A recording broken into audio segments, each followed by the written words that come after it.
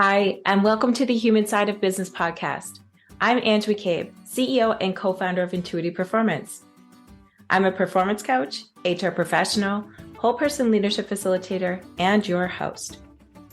The Human Side of Business podcast is fueled by the genuine curiosity to understand how personal characteristics and skills can be leveraged to drive individual and team performance, tangible outcomes, and ultimately organizational success within business. Each podcast is devoted to sharing knowledge, expanding our learning edges, and exploring the trends in corporate culture towards growing the emotional intelligence of organizations. I'm so glad you're here. Hi, Jodie, and welcome to the Human Side of Business podcast. How are you doing? Hey, Ange, I'm really well. Thank you so much for having me. We're excited to have you here. I'm excited to have you here, and I'm sure the listeners will be too once they hear a little bit more about your background and where you're zooming out of today. Yes, I am zooming in from Wellington, New Zealand. I've been here for about 2 weeks and I'm spending about 4 months in New Zealand, firstly traveling the North Island and then in February traveling the South Island. Beautiful. And I think I read somewheres that you typically spend a few months in different locations. Tell me more about that. Yeah, exactly. Well, way back when I started a business, so I started a social media agency when I was 22, fresh out of college, and it was all with the view to travel because that's what I wanted to do. I had this glorious image of me with a laptop on a beach or somewhere nice and just working and traveling and training, and that was my thing. And so I did that throughout my business journey until I sold it 10 years later. But since selling, I've been completely nomad. So haven't got a base camp, just find a new country, find a new city, get settled in and start to feel like a local in each place and then move on and go kind of a place at a time every 2 or 3 months. I'm really curious to hear a little bit more about this if we can pause for a second. So two questions come up for me. So one is, as an adult, how do you approach, by way of a mindset, immersing yourself not just into new cultures, but being accepted to these new places that you've just called your kind of nomad home for a few months? Yeah. Great question. With a really open mind and open heart, I think. So I'm meeting people who just their version of normal is different to my version of normal. And I find that fascinating. And especially, so I grew up in Birmingham, England, and we've got very set ways of doing things there.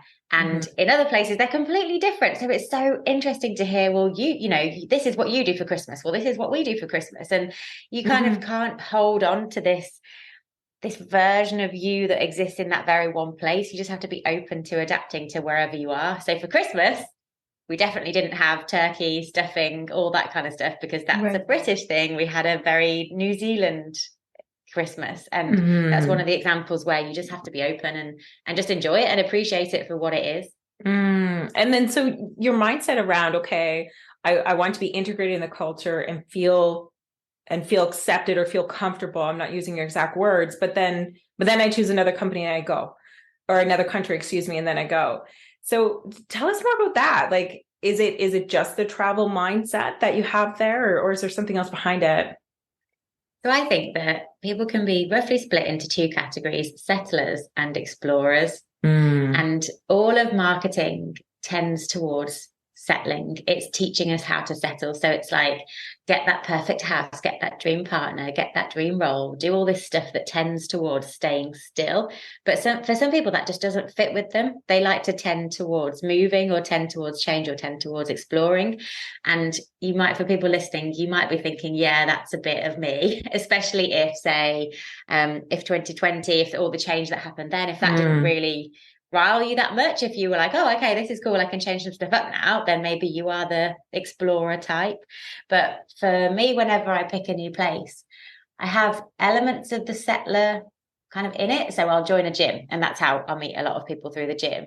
And then we'll go meet people through other ways. We'll just say hi to people in coffee shops. And so there's various different ways of just meeting new people, getting immersed and becoming a local, I guess, because I think you see each place much better through a local's eyes than you do through a tourist's eyes. And if you stay longer, then it's not like you have to go fit all the touristy stuff in and not really properly see it. It's like you are living it. You are living it like a local.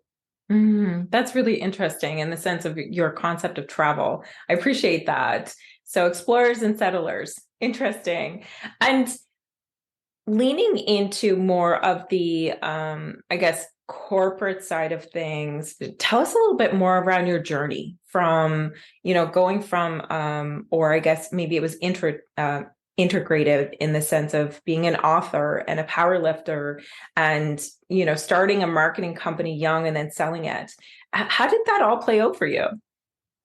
How it started was when I was fresh out of college and I didn't really know what I wanted to do, but I just had this idea that I wanted to work for myself. And I started hearing about this social media manager role. And this was 2011. So it really wasn't the kind of beast it is now. It was like companies didn't really have social media accounts. So my first few clients, I was setting them up on Twitter, or I was creating their presence from scratch. So it was so different to now. But I started going along to networking events and just standing up, introducing myself, and started getting conversations going there and started winning clients from there. And then I find that once you get your first client, that's the hardest bit. And then the rest are kind of easy from there. So I was growing this business and I started hiring people. And it got to about 3 years in, and I realized that I was completely not living the life I planned when I first started a business. Instead of traveling at all, I hadn't taken a holiday in the whole 3 years. And instead of having the freedom to work on my terms, I was pretty much working a 9 to 5 in the office that we had and then working evenings as well. So it was like, something's gone horribly wrong here and I need to figure out why and completely turn this around. So the way of sorting it out for me was me and my husband booked a 5-week trip to Sydney, Australia, that was 3 months in the future. And I gave myself a 3-month deadline to properly sort this out and have a business that was less reliant on me, because it was so reliant on me. I kind of affectionately refer to it as the Jodie show, because I was in the center of everything. There were no decisions that got made without me. It was like I hadn't really got a team of people who were doing their own thing. It was like a team of clones of me who were just kind of copying me. And that wasn't down to them because they were brilliant. It was me because I didn't know how to properly lead or properly manage or create resourceful people. So that was the deadline. And that's what I did. And that was a whole other process to do with systemizing a business. But in the 5 or so years that followed after that, that's when I found myself with a lot more free time, a lot more headspace. The business was growing because I'd removed myself as a bottleneck. And that's when I started writing all the challenges that I'd gone through and overcome into various different articles. And then through a series of fortunate events, I managed to get a column in Forbes. And so I started writing all those. They were journal entries and they were notes to myself, and they were random articles on my computer. I started putting those into articles that then helped other entrepreneurs to do the same.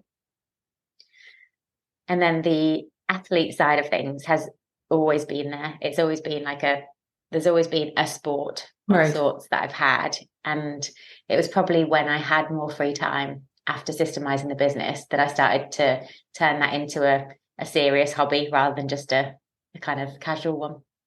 That's fantastic. And you said something that really sparked my interest. I had to make a note of it. You had said, I really had to make a shift to go from that 9 to 5 to really live intentionally the way that I set out to. So when you're thinking about it from a mindset perspective, like, was it a flip that you had to switch, or was it like a whole growth pattern that you had to kind of lean into? Yeah, it was a big shift. It was a very different way of doing things that I wasn't necessarily used to, because I think so many business owners are very good at doing the doing, because they come up with the idea and then they're like, right, okay, let's get to work. And then they just do it. And a lot of the time, and me included in this, they don't always do what they should do. They do what they could do. And because they're very capable people, what they could do is just everything. So you just end up doing everything. And then I was creating this limiting belief that it had to be me, because if anyone else was doing it, then it wouldn't be right. And what I was doing there was confusing different with wrong. Right. They were doing it different. They weren't doing it wrong. And so I had to move past that and be like, no, it's okay. If I want to grow this company, I am going to have to bring other people in and take on board what they think and their ideas and what they want to do. And it's going to take a different direction, but that's okay because that's necessary to live the life that you want around running a business. Tell me more. I love your vulnerability and I really appreciate it. So thank you, because it's not easy oftentimes to admit that we have as leaders or owners limited beliefs. How did you move through that? So, it's one thing to recognize, okay, I have this limiting belief as to wrong versus different. So how did you work through that? And in such a short time span too, 3 months? Yeah. Well, that 3 months was all down to writing a list of all the processes that happened within the business, writing next to them who did the process now, and that was just me, and then writing a list next to that of who would do each process in the future, and then following through that in order and making that happen. So it was either getting a new supplier, it was training up a member of the team to look after it and own the process, or it was hiring someone new. So that was kind of a spreadsheet, just because that's how my mind works. So that's how I did that. Makes sense. And then so getting over the limiting belief as well. I think 80% of the task is realizing that you have it. And then you test it. You kind of go, what would happen if I decided to believe something else? Or what would happen if I decided to just push this a little bit and see what happens? So with the wrong versus different one, it was like, I'm going to see what they do, and I'm not going to be the person who swoops in to take control or tries to tell them to do something different. And I think from a leader perspective, I turned from more being a manager to more being a kind of coach. So when I talk to my team, rather than it being instructional, you did this, you did that, it would be, what do you think? Well, what do you think would happen if that happened? Well, what should your next step be? Well, you've done this before. What happened last time? And it was a shift in how I spoke to my team, how I thought of myself as kind of on a level with everyone, and we were all on the same side, on the same level, working towards the same goal, rather than me as like this boss who had these people who were working for me. I completely switched that. Even switch that language. So I never use the term employee. I don't like it. I would always just use team member or colleague or partner or associate. Right, exactly. And what was the outcome? So like, once you had that mindset shift, what did you see kind of transpiring within your organization or your company? Yeah, it was cool. I think there's a quote from, I think it's Jeff Bezos, but it's something to do with high standards are contagious. So once you share your high standards, other people follow suit. And because they now had the trust that I hadn't been giving them before, lots of them just absolutely flourished. I mean, there's always one, two, that's not how they want to do things. And they haven't maybe got the skills to be as resourceful as you need them to. And that's fine, because I think you'll probably lose a few people along the way. But the ones that you keep, they're like next level, and then they keep progressing. So there's a couple of people who started with me at the very start, and they were there at the very end, and their career grew throughout those 10 years in crazy ways, and they were just unrecognizable from the start till the end. And that's then, beautiful. Yeah, it was cool to see. And then another thing was that I was able to travel more and started enjoying being unavailable. Because before I would avoid being unavailable at all costs. It was like, no, I need to be there. I need to be able to answer every question. What if there's an emergency? All those what ifs would creep in. But once I'd spent 5 weeks in Sydney, Australia, where it's a 11 or 12 hour time difference from where everyone else was, you realize that there are very few emergencies. And you realize that if you can just equip people to handle it, then it's just glorious, because you get those updates. You get the, oh, by the way, this happened, I sorted it, rather than this has just happened, what do I do? Right. And then it means that in that gap, in that time when someone else hasn't been able to reach you, they just work it out and they become more resourceful as a result of that. Amazing. So hearing, when it comes to that leadership mindset shift, that I don't need to do it all, I need to be able to empower it. And that starts with empower my team members. And that starts with me. And then also hearing as a glorious outcome, people then become their own problem solvers. And most of the time what you're seeing is people end up soaring versus struggling, which can often happen if we're into that more of that hands-on leadership perspective, because then they can make it their own. It's their own agenda. It's their own way that they can kind of sort it out, but the same outcome or the expected outcome is still the same. I think that's amazing. Amazing. I'm excited to hear more about, what is this whole powerlifting piece, and how did authoring come into play? How authoring? So the powerlifting piece is that I have always had a sport of some sort. So at university, I did running and cross country and marathon, like half marathons and 10Ks and things. And then I picked up a book called How to Run. And it was by Paula Radcliffe, who she used to hold the women's world record for the marathon, I think for a very long time. Mm-hmm. And she said, how to run is also do weights, because as you do weights, it will get you stronger and that will help your running. So I was like, well, if Paula says it, that's what I need to do. So I started going to the gym and lifting up weights. And when I say lifting up weights, I meant in the very pathetic, doesn't really know what she's doing in the gym kind of way, where I would just kind of vaguely pick up dumbbells and then wave them around a bit and then stretch and then go home and say I had a workout. And then so it was a few weeks of doing this and not really getting anywhere. And then I asked my husband to teach me how to squat. And because he has been into lifting weights for a long time and hasn't really pushed it with me, just kind of left me to my running thing. And so I said, will you teach me how to squat? And he was like, oh, I thought you'd never ask. and then so I joined his gym. And before we've been together a very long time, but we were at very separate gyms, because his was one with weights and serious equipment and mine had a sauna. So you can see where our priorities were lying. But I joined his gym and then learned how to lift. And so I didn't know much about powerlifting at the time, and that's the squat, the bench press, and the deadlift. And because I didn't know much about it, my role model was my husband, and he's about twice my size. But I didn't know that because he's twice my size, he should probably be able to lift like twice what I can, or like it should be a lot higher. I didn't have that. I didn't know that ceiling existed. So I was just like, well, if Ben can lift it, I can lift it. So I'd be kind of pushing for the numbers that he was hitting, thinking, well, I'm going to do it at some point. It's just that I've only just started, so it'll be a bit later down the road. And so it got like a couple of years in, and I was getting pretty strong. And then met someone who competed, and he said, you should look at the numbers, you should look at what girls your weight are doing, and see if you can do it. And then I went along to a competition and absolutely got the bug for it. And then I loved having that competition in the diary where you know what you're working towards, and then all of your training is all to lift on the platform. And so I've been competing for about 6 years now, and in the last 4 or so years it's been for Great Britain and England as well.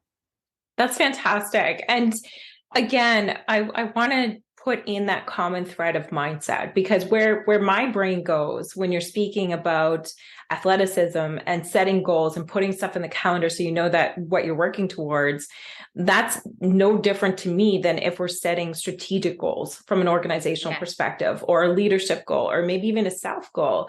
So tell me more about, how do you set yourself up for success to achieve these goals? Like, what's the mindset pieces that you kind of lean into?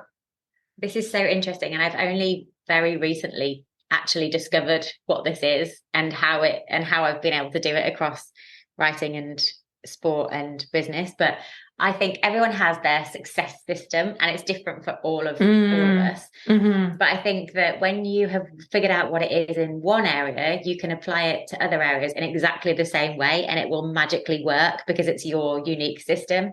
So as an example, the 2 biggest successes in the agency were, first, creating it so it ran without me, and second, selling it and exiting. And both of those things followed the same process, which was have the intention, speak to people who've done it before, figure out what they did, work it out bit by bit, and then have a tiny little set of things to do every single day that you do consistently for however many months, and and there's certain other things that kind of come into it, but then you'll have pretty much done it. And that's like my system. I like breaking things down, putting it in my calendar, ticking things off every single day, speaking to other people, and that's like that's all part of it. So when I was writing a book, and my most recent book, 10-Year Career, that's exactly what I did. It was like it was just, I could almost write an SOP for my success system. Amazing. So that's what I do with writing. That's what I do with competing, and especially because competitions, there's so much prep that goes into it, but it follows that same system. And I think that everyone has one, and it's just about finding the one that is unique to you and then testing it out with other things and seeing what else you can make a huge success of. Can you repeat your system again? I loved it. First, it's setting the intention. It's like, okay, what do I want to do? Which is either sell my agency, systemize my agency, write this book, or get this certain score in a competition. And then after that, it's who's done this before, or what did someone else do to get this? And in systemizing my business, I read the E-Myth because I figured that Michael Gerber has taught people, he's done it himself, and that would be a method that I could learn as well. Yes. And then in selling my business, it was asking other people who'd sold their agency to tell me what they did. So there's a kind of education piece, but the education piece can't be just asking a friend who's never done it. It has to be ask someone who has done this before and who knows. Who's lived and then it. and then after that, it's figuring out what I need to do. And then it's breaking down what I need to do into probably first monthly things, then weekly things, then daily things, and then putting them in my calendar, as in like, you are going to do this every single day. So when I wrote my book, it was speaking to other authors, it was creating a plan for the book and getting the concept, but then the actual writing of it was 90 minutes at 7 a.m. every single day for 3 months, and just having it on a wall chart in front of me where I ticked off each day when I'd done it, because that's just part of the success system that just my brain just quite likes it. And so oftentimes what I see in coaching is that individuals go into setting goals with best intentions. How do you, the way that you're describing it, you're setting yourself up for success to create your goals into a habit. So it's what you actually do on a daily basis that allows you to get to that proverbial finish line or to success, because you've turned it into a habit. It's not just something you kind of check in with biweekly or monthly. So how do you make sure that you have that, I don't know if you want to call it structure or rigor, but how do you make sure that it's consistent, that you do kind of get your check marks on a daily basis as you describe? I think it all feeds back into how much you actually want the goal. And is it a goal that you're saying you, like for ages, I had learn Spanish as one of my goals that I'd set every year, but I didn't do anything towards it. I didn't do anything. I didn't really want to do it. So it was just there because I felt like it should be, or because it sounded cool, but I didn't really actually care that much. But when it's a goal like, I don't know, sell your agency or whatever goals anyone listening's got, it's like almost shut your eyes and imagine you achieving it. Imagine what it would feel like when it came true. Imagine hearing the news, imagine seeing the check, I don't know, whatever it is. And then you kind of feel it in your body almost when it is the right goal for you. And they're the only ones that are going to get turned into daily practices and then followed, because the other ones you'll just give up because you don't really care that much. So I think getting rid of, I'd say, legacy goals, so goals that either someone else has got for you, or you maybe a former version of yourself had, but your current version doesn't really care about. It's like having the courage to get rid of those and to say, that was a former version of me, I don't care about this, I'm going to stop even thinking about it, because I'm going to focus on this one amazing life-changing goal that I can't stop thinking about, because that's the only place that your energy should be spent. Exactly. One thing that's coming up for me is like, when it comes to individuals' day-to-day goals, shouldn't say day-to-day goals, but I mean operational goals. So oftentimes they're I don't know, on a maximum playing level, they're co-created. In some circumstances, you're inheriting them or they're determined for you. So how would you say that you could turn your mindset towards the same positive outcomes, even when it's not your quote unquote passion goal? What could you give me an example of what kind of goal that So like, for example, so let's just say that I had a marketing firm and I hired you as one of my social media consultants.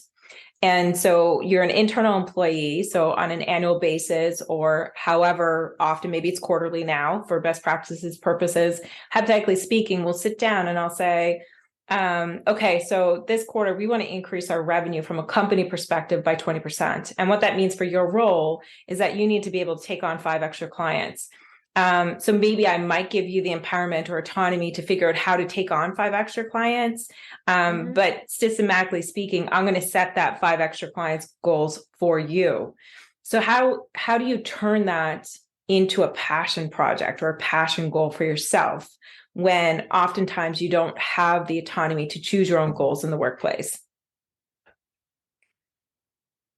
I think it has to still, even if it's a goal that someone else had set for you, it still has to feed into your overall goal. So if your overall goal is come to work, have an easy life, earn just enough to, do my basics and my hobbies, then it's probably not going to work out because you don't really care about stretching yourself. Your goal is actually to not stretch yourself. So in that case, I would find a new job. But if it's the case where your goal, if it's the case where your goal is to push yourself, is to learn as much as possible, is to kind of stretch your comfort zone edges and see how far they can go, and you suspect that taking on 5 new clients might be a stretch, but you could maybe possibly do it,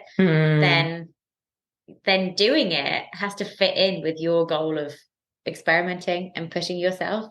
I think that there needs to be a higher goal that is very much yours and you set for yourself before you even consider anyone else's goals underneath that.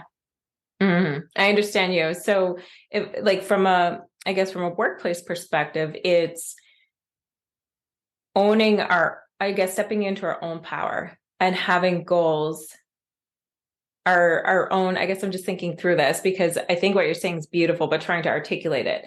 So there has to be parity between, setting our own goals for ourselves versus sitting down with our direct supervisor and setting goals, meaning that we have to empower our own self for the purpose of progress or elevation.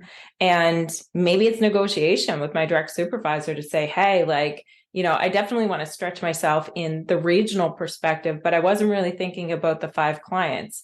What if it was just 5 large projects? And having those types of conversations so that you can get a little bit creative and ensure that there's a passion mindset behind it. I don't know if that makes sense. Yeah, that makes sense.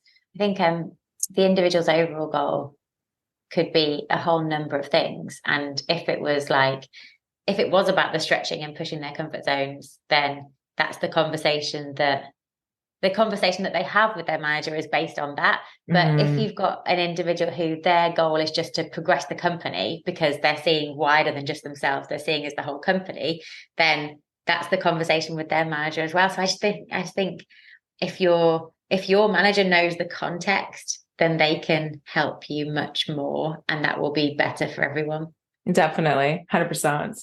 And again, looking at it from that mindset thread, how do you approach things when it feels difficult, or maybe you've hit a rough spot?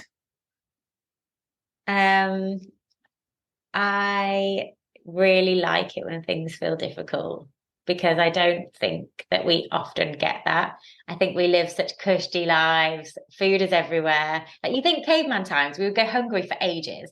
And then we would have to hunt down a deer, and then we would eat it. And then we wouldn't know where our next meal was coming from. And all those things we wouldn't know where predators were coming. And we've got all these problems back then. And now we have no problems whatsoever. You could very easily not have any pain or stress in your life because it's just easy. So when there are difficult things, and I mean in hearing rejections, in not feeling great, or in things like when you push yourself physically and you go up to maximum heart rate and you're out of breath and you don't know what to do. I think all those areas, if you can be lucid while they're happening, then you can work on not identifying with it, but work on studying it.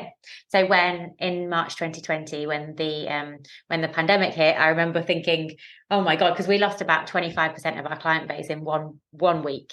Oh, because wow. we had clients in hospitality and travel and events, and they were having a much worse time than us, but it knocked onto us. And I remember thinking, oh my God, I've never known anything like this before. But I think because I'd had the training through powerlifting and whatever else, I was kind of able to take a step back and go, so this is my first pandemic. So what are we going to do here? And almost see it with distance. So it's like anything difficult that happens, if you can take away from the emotional, like, oh, this is terrible, this is going to mean all this. If you can get away from that, you can get into action and you can get into analyzing it. And then you'll probably figure out a much better response to it.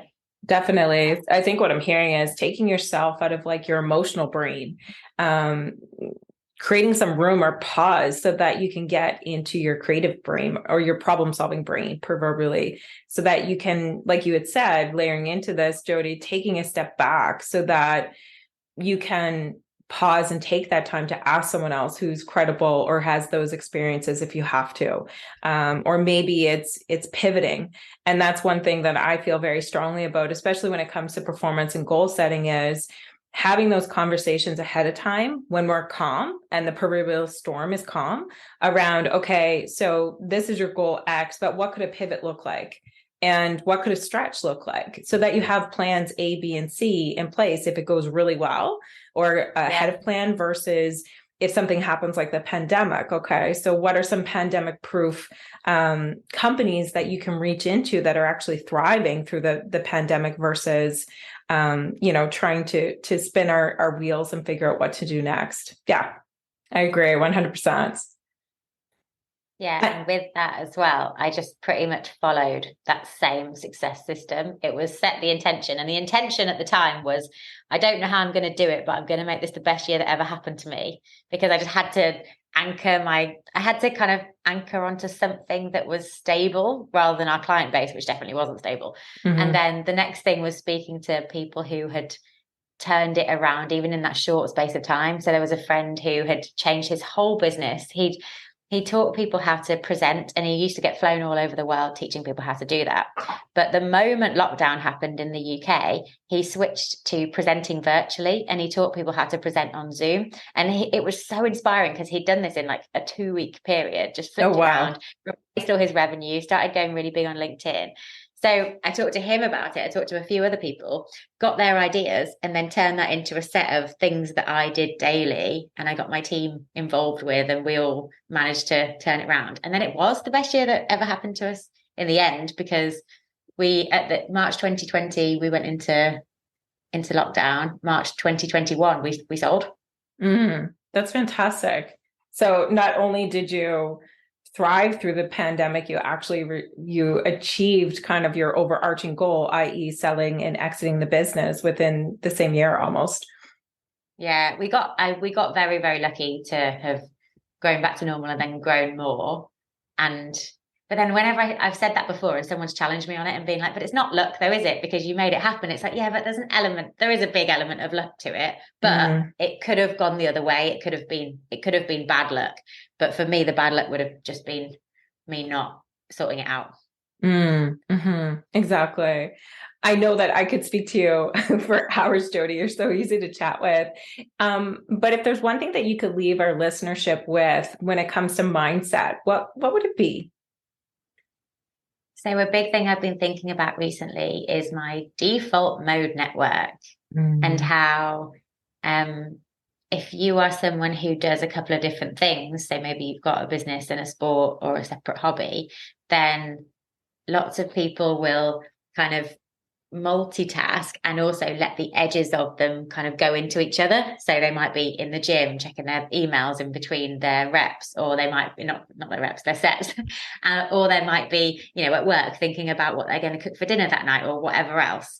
But I've found that completely separating those different areas of your life, which I kind of refer to as your profession, your obsession, and your decompression, completely separating them all out and not crossing them over and having boundaries between them, means that you can get more out of each of them, because your default mode network, so what goes on in your mind when you're not actively thinking about it, is just getting to work.